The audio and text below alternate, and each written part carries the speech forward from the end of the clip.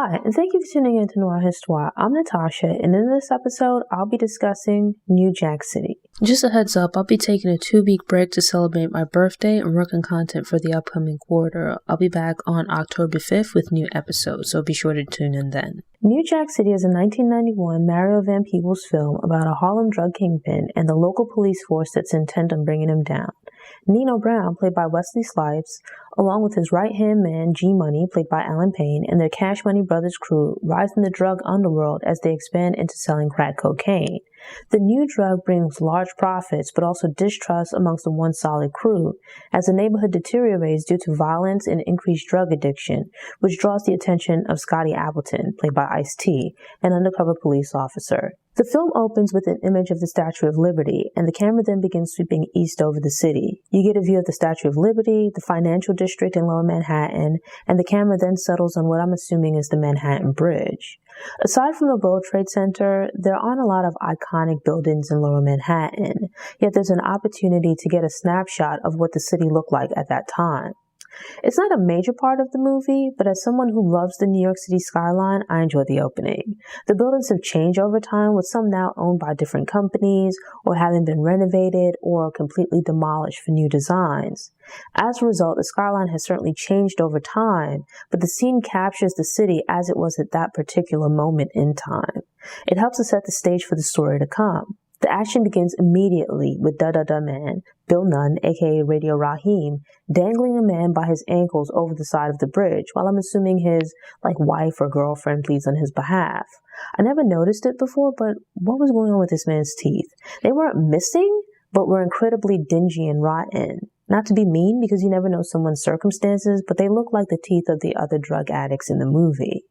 It's also in this scene that we're offered an introduction to Nino Brown, who steps out of a vehicle dressed to the nines. Given the violence, it's obvious that he's involved in some kind of criminal enterprise. The year is 1986, during the early golden age of hip-hop. Your average street dealer might be dressed quite regularly in a tracksuit or some jeans, sneakers, and a t-shirt, but Nino is sporting silk pants, dress shoes, and an outfit that leans more towards being dressy. His outfit lets us know that he isn't your typical street dealer, as he's experienced some degree of financial success. As the camera moves across the city, there's a voiceover that sounds like a news report detailing all the things that are going wrong. Crime, homelessness, and all other signs of despair are on the rise. You see Manhattan, which is what comes to mind for most people when they think of New York City.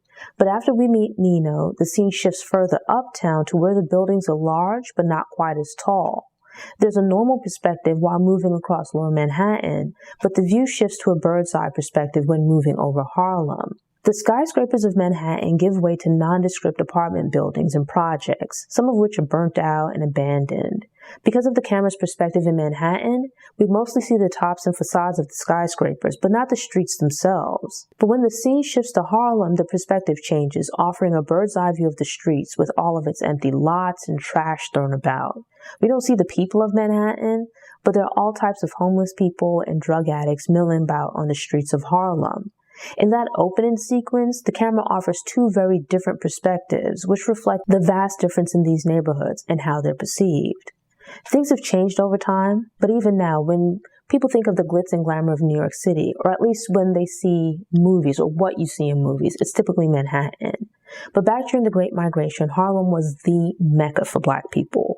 Manhattan is a relatively small island and to some degree the financial center of the world, as well as being an important city for multiple other industries. Within Manhattan proper, you have the financial district, theater district, Upper East Side, etc. Multiple neighborhoods and pockets of tremendous wealth. But if you venture just a bit out of those zones, tucked away in the southeast of Manhattan is the Lower East Side, and north of Central Park you have Harlem. Both neighborhoods have a history of intense poverty and the crime that tends to accompany it. Looking at New Jack City through more focused eyes gave the opening more meaning. The film begins with the Statue of Liberty, which is regarded as a symbol of freedom and opportunity. It then pans over the financial district, which is the financial center of New York City and quite possibly the world. This is the 1980s, a period that would see the rise of yuppies, corporate scandals, and the emergence of characters like Wall Street's Gordon Gekko. America was built on capitalism at the expense of everyday people, but blatant greed was being promoted along with an every man for himself ideology. People came in droves from Middle America and elsewhere in the world looking for a piece of this action. Just a few miles north, an unscrupulous capitalism is also running wild in Harlem. But instead of stocks, bonds, corporate raiding, and insider trading, people are looking to get rich by selling drugs. The appearance of these two environments might seem worlds apart, but the ideology of unbridled greed can be found anywhere people are willing to compromise themselves for money.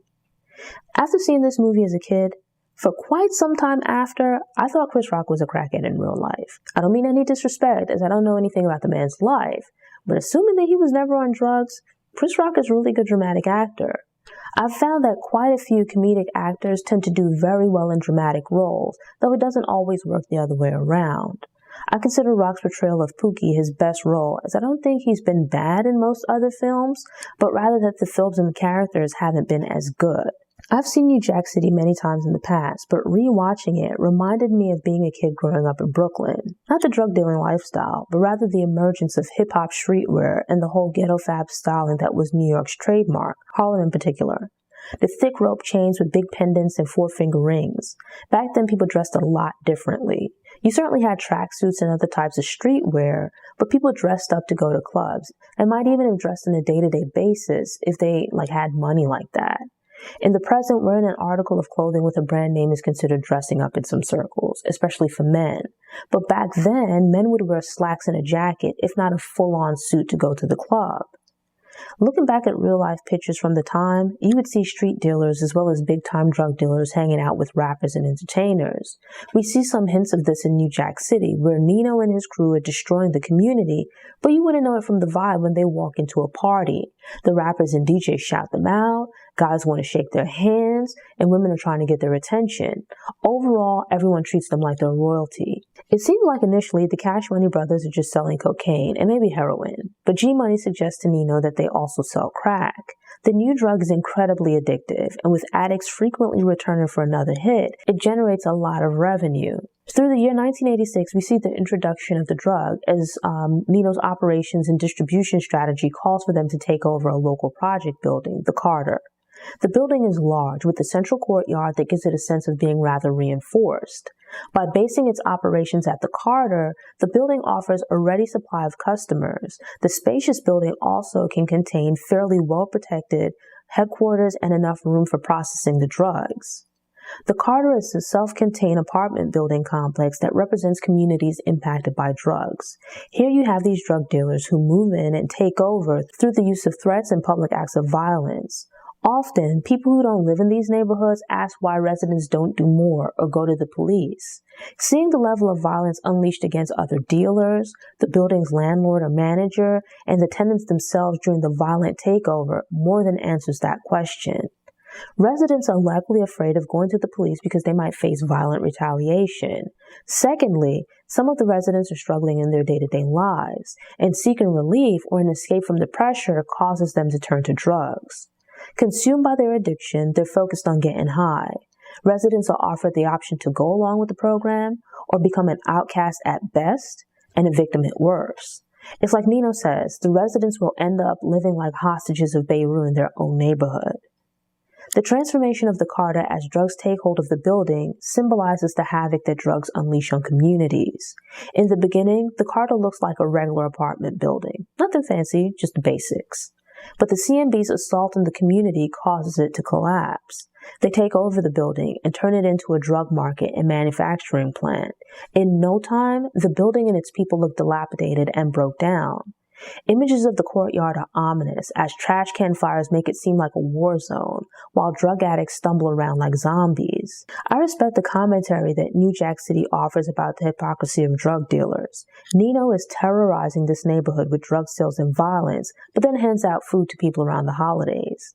This man spends the year making money from the sorrow and misery of other people's lives. Then he comes by using the money that he's gotten from these people he's exploited to give them a few dollars from the money he's made off of them. I like that the movie showed the devastation of crack from different perspectives. Not only do you see Nino and Scotty as the drug dealer and police officer, but also Pookie as someone who's addicted to drugs.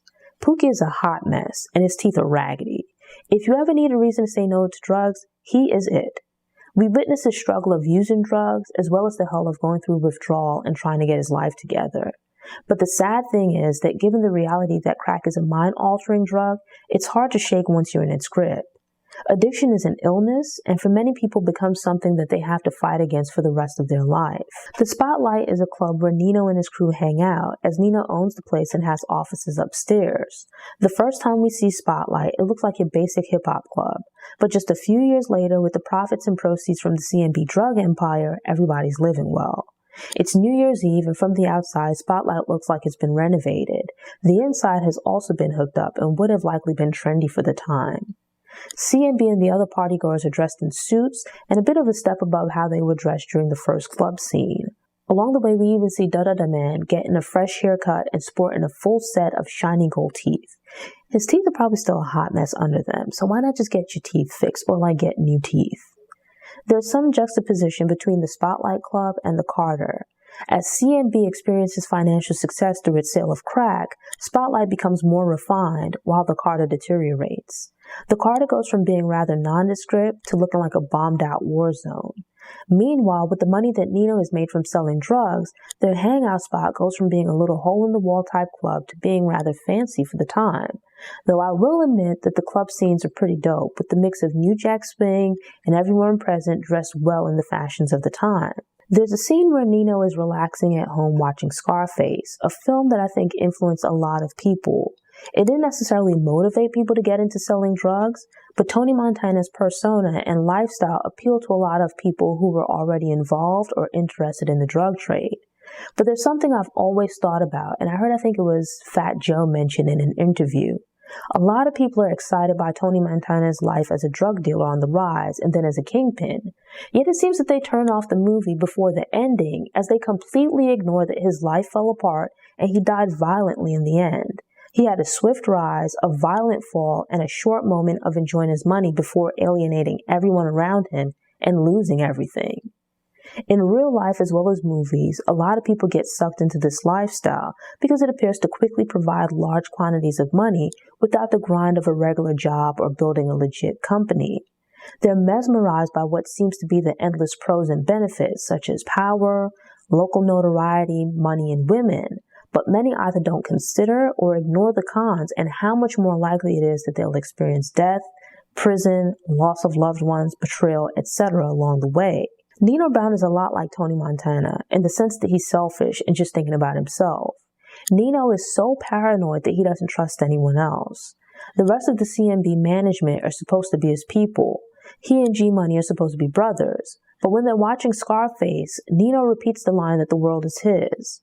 This would seem to indicate that Nino regards himself as he's the man, he's the kingpin, he's the one on top. To him, G-Money and the rest of the crew are his underlings. G-Money tries to correct him by asking if he doesn't mean to say the world is ours, as if they're brothers and in it together. But Nino just laughs it off without trying to reassure G-Money. Look at Nino and his girlfriend. Another woman comes along, she's trying to catch Nino's eye, and he flirts back showing some interest. He doesn't go over and talk to her, but returns her attention from across the room before pointing her out to G-Money, who's messed around with her before. When the party breaks down to just the two couples, the girl flirts openly with Nino in front of both his girlfriend and G-Money. It's disrespectful to the two of them, and while G-Money steps in to maintain the peace, Nino instigates the situation. Granted, part of the problem is that G-Money is a bit of a weak link, as he talks a bit too much, lies to impress Nino, and is a bit too emotional for his line of work. Nino also went against the code by flirting and then having an entanglement with someone that G-Money had previously been seeing. It shows that Nino is out for himself and doesn't have any scruples. He's willing to step on or over anyone to get whatever it is that he wants. I could see someone like Pookie infiltrating a drug enterprise, but what I've never understood is the logic behind allowing him to come into any kind of contact with drugs. It's like if someone went to jail for bank robbery, most would be unlikely to later hire them to work at a bank, but you would be a fool to have them watch the money. Pookie gets clean and is doing well, but he's a drug addict. I would assume that the temptation to get high would be intense in a room filled with drugs. There's a scene at Nino's house in his bedroom, and the whole room just fits his persona, as it looks like the devil's lair. And the room where he has the iconic sit-down meeting with the high-ranking members of CMB continues to look. Both rooms are intensely tacky and have a devious vibe. But looking at them, the rooms perfectly match the character. It's the kind of place you'd expect Nino to feel right at home. If I'm being honest, I've never liked Ice-T's performance in New Jack City. But rewatching the film, it felt like the problem wasn't just with Ice-T, but the whole police side of the story. The dialogue and acting on their end wasn't on par with the street side of the movie, which caused it to lack intensity. Wesley Snipes brought it as Nino Brown, as did Alan Payne and the rest of the CMB crew. The members of CMB weren't necessarily complex characters, but they were interesting. The police personas and their storylines felt tired, as I'd seen it all before, just a bunch of cliches.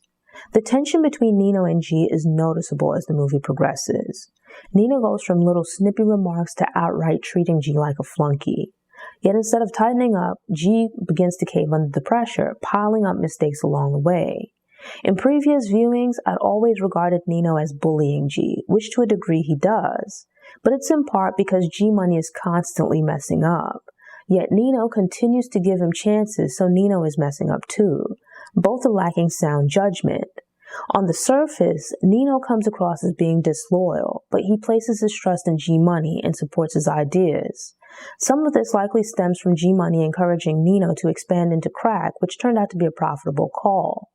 Yet it seems that G Money is of the mind that if they can't be equal partners, then he's willing to make himself king. G is insecure, and with him now indulging, he's unstable and not thinking straight. The distrust and paranoia in Nino's and G's friendship should come as no surprise. It goes with the saying that there's no honor amongst thieves. If someone is willing to sell drugs and destroy their people and community for money, then it shouldn't be surprising that they might not be the most scrupulous or principled person. In yet another scene, we see Nino giving handouts, but this time it's money to kids. Legendary songwriter Nick Ashford is seated beside Nino, playing a pastor or reverend. An old man who's constantly mean-mugging Nino and trying to get him out of the neighborhood shoos away the kids and chastises the pastor for fraternizing with Nino. But this shows that some people are willing to look the other way and compromise what they're supposed to stand for when there's money to be had, regardless of the source. This preacher is supposed to be a man of God, but he's hanging out with a drug dealer? I highly doubt it was because he was merely spiritually advising Nino, as in the very next scene, he's officiating over a wedding and giving Nino props for sponsoring the event with Keith Sweat begging in the background. Pressure mounts on the CMB from all sides, and the two men at the top are also subtly fighting between themselves. It's a stressful life filled with physical danger and the risk of being arrested. To cope with the pressure, G Money turns to crack, and Nino turns to alcohol. Nino is at the top of this empire with a lot of money, but he's very isolated as he doesn't trust anyone around him, and for good reason. Nino and G Money are both to blame for the situation with Pookie, as Nino made it okay to hire him, and G was the one that promoted him to the drug processing room. But Nino embarrassed G in front of everyone when things went wrong. Not to mention, Nino had a girlfriend. Regardless of their issues, if he wanted to see another woman, he should have chosen someone that didn't have a previous history with his friend. It's not like Nino thought this woman was going to be the love of his life. So why pile on to your problems with G? He didn't seem to care too much about the woman, so why not just let him know out of respect that you're seeing her? Like, there's a way to go about doing things. I mean, you probably still shouldn't see your friend's girlfriend, but, He was selfish and short-sighted. It wasn't really about either Nina or G being super into this woman, but rather that she was one more thing for Nino to selfishly claim as his own. He was sleeping with the woman the night before, and then comes into the meeting where he completely emasculates G Money. Nino is not stupid and knew what he was doing by treating G Money like a chump and completely talking down to him in front of everyone. Nino had to have known that his treatment of G might breed bad blood and wasn't a good move in the long run. But likely, only thinking about himself, he didn't consider that G might no longer feel an obligation to be loyal. I was surprised that he seemed to be surprised when G was looking to do his own thing and attempted to carve out a side deal. Nino might have been more cold-blooded than G, but G was still in the position to cause serious problems for him. When things fall apart and Nino gets his comeuppance in the end, interestingly, Scotty is cheered on by the crowd for beating up Nino. Some people felt a sense of loyalty because of the scraps he threw out into the community, but at the same time, there are a lot of people in the community who don't approve of what he's doing or have seen the harm and violence he brings to the neighborhood. As to be expected, Nino's courtroom testimony is a hot mess, where he throws everyone under the bus in an attempt to save himself. Though I do agree with his explanation of being a cog in a much bigger system. It doesn't absolve Nino of guilt, but the drugs the CMB sell and the drugs they use aren't grown or manufactured in Harlem. They come from elsewhere, and the people above Nino who are profiting should also be prosecuted. Street-level dealers who don't have access to top-tier legal representation are often sentenced to crazy prison terms. But someone like Nino would have the ability to hire high-powered attorneys. They would also have connections to other high-powered people, which could be more valuable to police and prosecutors. And thus, they're allowed to plead out of cases and get sweetheart deals with just probation or a relatively short sentence. When you look back at hip-hop music from the late 80s to early 90s, during what's described as the crack epidemic, some rappers were speaking out against drug dealers, or the drug trade. Some regarded them as being a negative presence in the Black community. But as time progressed and rap became more corporate, it went from people speaking about living in their communities under these circumstances and the desperation that would lead to people selling drugs to glamorizing drug dealing. This is probably one of the last films from the recent Black film canon to point out the ills of drug dealing. Since then, not to say all, but a lot of films portray drug dealers as being cool. To be clear, I think we should disagree with the drug dealers' actions, but generally not hate them as a person. Yet it seems like the people and things that weaken the Black community are now celebrated and pushed as being part of Black culture.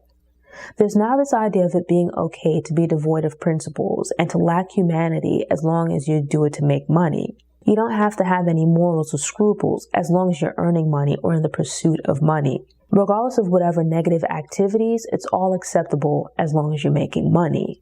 I appreciate the film for going against the grain by pointing out these various instances of hypocrisy from someone within the community.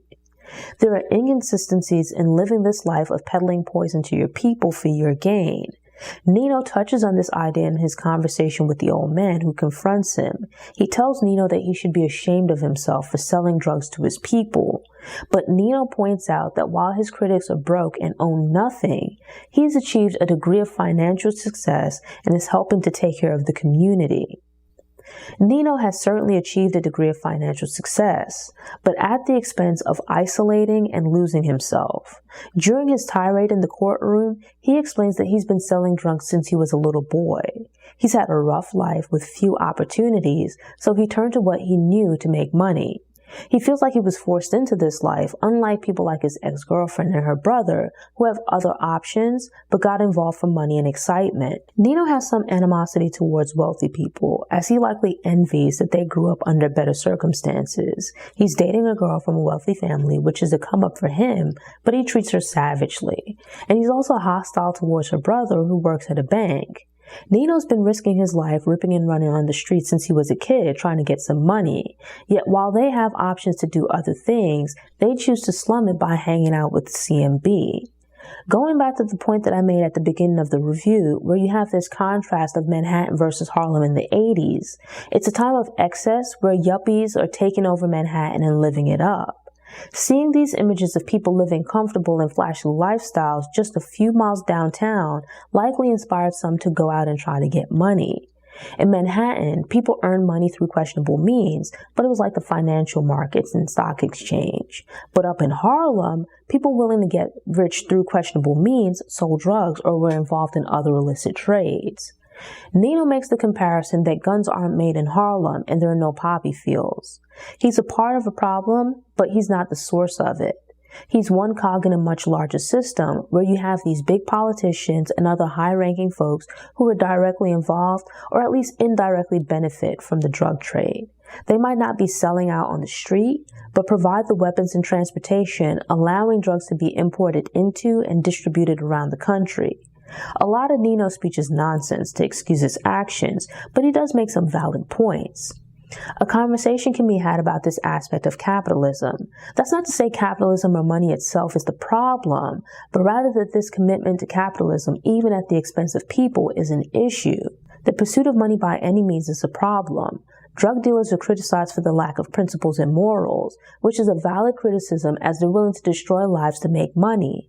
But before the 2008 financial collapse, and still to a degree in the years since, there's less of a conversation about people on Wall Street being willing to destroy lives in the pursuit of money. New Jack City is certainly about the pitfalls of the drug trade, but there are also some valid points made throughout the film about the attitude of unbridled capitalism and consumerism with no conscience. And I say this as someone that considers themselves to be an entrepreneur.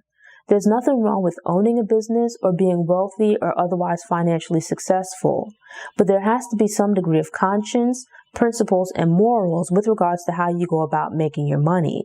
It's unacceptable to kill or otherwise destroy the lives of hundreds or thousands of people to make money. We can't just look at the monetary gain and ignore the cost to human lives. This is a great point that's made in multiple instances throughout New Jack City. And while there have been a lot of movies about the criminal underworld, this perspective is not discussed often enough. It's fine to be successful. It's good to strive for success, but we have to also look at the cost to ourselves and others. Thanks for tuning in. Show notes are available on the Noir Histoire website via the link in the episode description. If you enjoyed this episode, leave a rating and review wherever you listen to podcasts. I'd also appreciate the mention if you share it online, on social media, or with someone you think might enjoy this episode. Doing this will help other people find the show, which helps it to grow. If you aren't already subscribed to the Noir Histoire podcast, I hope you subscribe now and return to get motivated, get inspired, and get more stories of Black history made and in the making. Until next time, take care.